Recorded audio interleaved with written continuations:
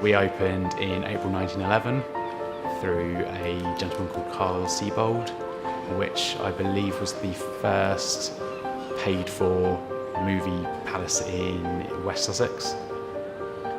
He bought up the land and opened it as a multi-entertainment centre, and often it would be Carl Siebold accompanying the films on piano. Largely the downstairs of the building is as it was in 1921 now. By about the 40s there were 5 cinemas in Worthing, and the Dome became kind of like the last run. It sort of got known a bit as a flea pit. I've spoken to customers before that remember coming here as children. If their parents found that they'd been here, as soon as they got home they got covered in delousing powder. As a cinema, obviously, 101 years of projecting on film. Even now we've still got the safety shutters on the portholes in Screen 1 that would be shut in case of the acetate catching on fire to let it burn itself out.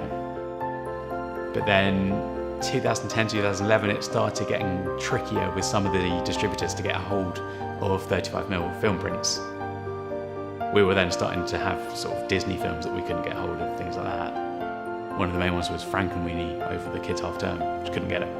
It was digital only. So at that point it kind of became apparent that we were going to have to adapt or die. The gap in the market we feel as a sort of an independent running like a mainstream, it wasn't really a question for us, it had to be digital.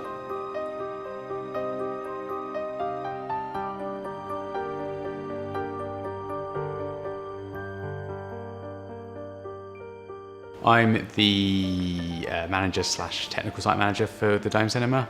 I started in 2009 just as general floor staff, moved up to projection, and I was doing that for about a year and a half on 35mm, and then the digital transformation happened, moved over largely to management as there's not much projection work.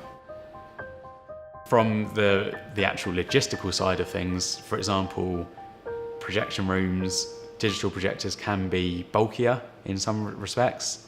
In our case, we've got some listing issues around it, so we've got 2 portholes in Screen 1, and we'd have loved to have kept the projector behind me, the Victoria 8 Cinemacanica, in place so that we could still run film, but we've got an old Simplex 8 projector that's listed in place that would have been quite tricky to move. So although it's technically could be run, you're not going to get a picture out of it good enough to use. We're going to have to fully lose 35mm capability to go digital.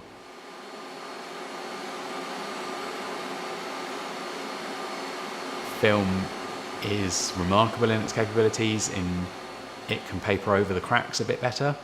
Digital will show up issues faster, so you can almost say with speakers, you can almost run with slightly lower quality speakers on film than you can on digital, because digital will push it to the limit. So as soon as you start looking at digital projector, you look at a new sound system, so you've got to add that into the cost. Film, to an extent, will just run and run and run until it breaks.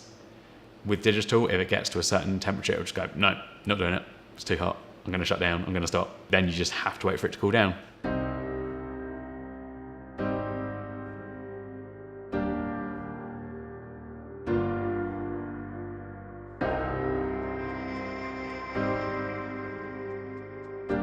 Digital is a great thing for the industry. There's parts of the industry not so great, especially projectionists. A lot of them are now out of work. But on the flip side, there's a lot more cinemas opening. It's a lot easier to get films out there. That you can get alternative content, you can get live streams, that sort of thing. So there's more of a variation of product in the marketplace.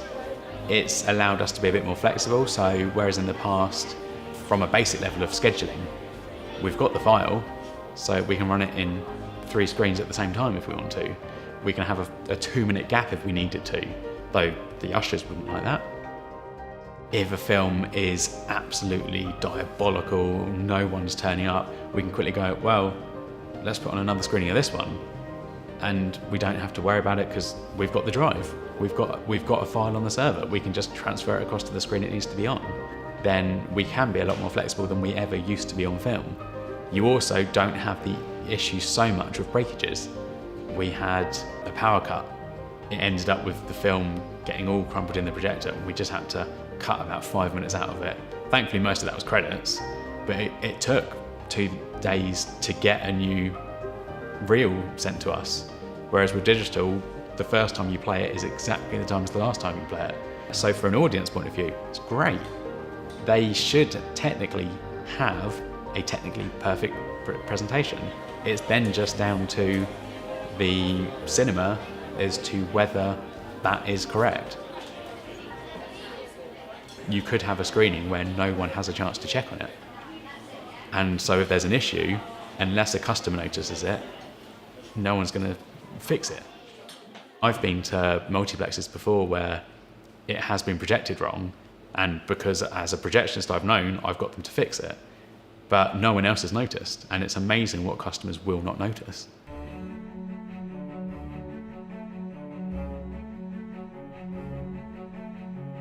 I mean, I think the main thing is the change in programming that it's allowed us to have. We've been able to get smaller films that we probably wouldn't have been able to get before. Local filmmakers can get their work on screen because they can just provide a DVD, they can just provide a file on a memory stick, and we can run it through a projector. Thankfully, when we were on film, the projection was fairly good in most respects, but certainly towards the end we were having projector issues where we needed spare parts that were no longer made. There was, I think, one point where I was phoning around cinema saying, have you got this? I need this part of a projector. Have you got it? And everyone went, we've chucked ours on a skip, no one wants it. So towards the end, yeah, picture quality wasn't great. So as soon as you go digital, you suddenly get customers going, oh, it looks amazing, it sounds great, because you've had to make the investment and it's all been set to industry standards, and short of a computer failure, it's going to be pretty good. It should always be the same level, and customers do notice that. I think you do then after a while get a bit of complacency around customers who sort of get used to it being a certain level, so then they start looking at the other bits that they go, yeah, there's other bits that we then have to look at, but obviously you've then made the initial investment, so you've kind of got to get to a point where you can then afford to start investing in other areas of the business. We're very proud of our role here as custodians of such a historic place. If we have seats from the 50s that no one wants to sit on and everyone stops coming, we die. And it's one of the things that listed statuses don't really kind of take into consideration. At the front of the building there was a tourist information centre that they closed down and moved away. In the film days we wouldn't have been able to touch that room as an auditorium because it would have seated maybe 15, maybe 20 because of the projection room you'd have had to have, and it just would not have made it financially viable. Whereas with digital we can go boothless, we can stick the projector in a pod suspended from the ceiling and use every inch of the space for seating. As long as you've got almost kind of 2 metre square, you can fit a projector there. You wouldn't have been able to do that before. Shortly we're hoping to start refurbishing our second screen. We've got a projection room with a projector in it touching the ceiling. We can now be like, right, we'll raise the ceiling, we'll go boothless, we'll put the projector in a pod, we can make the seats a lot more tiered then, we can give customers a better experience, and just helping to safeguard the business and the building for future generations, really. I mean, it's been here for over 100 years. We'd love for it to be here for another 100 years. So it's now looking at how we can do that in a very competitive marketplace.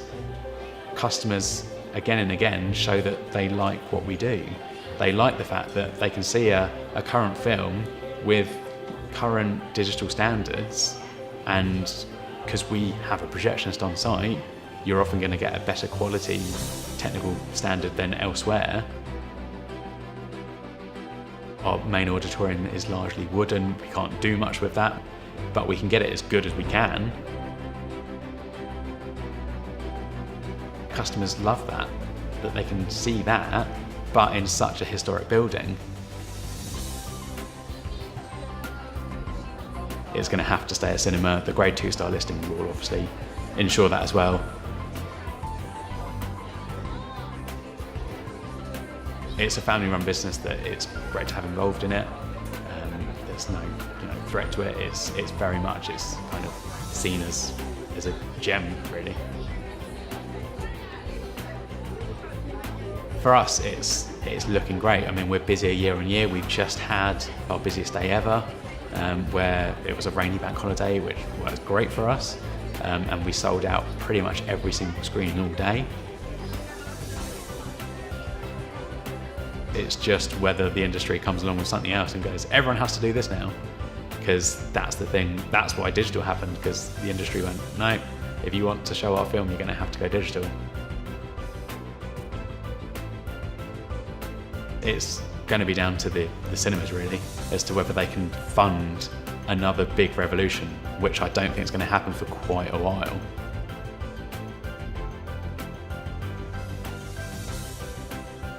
The whole of this area is so heavy with memories for me.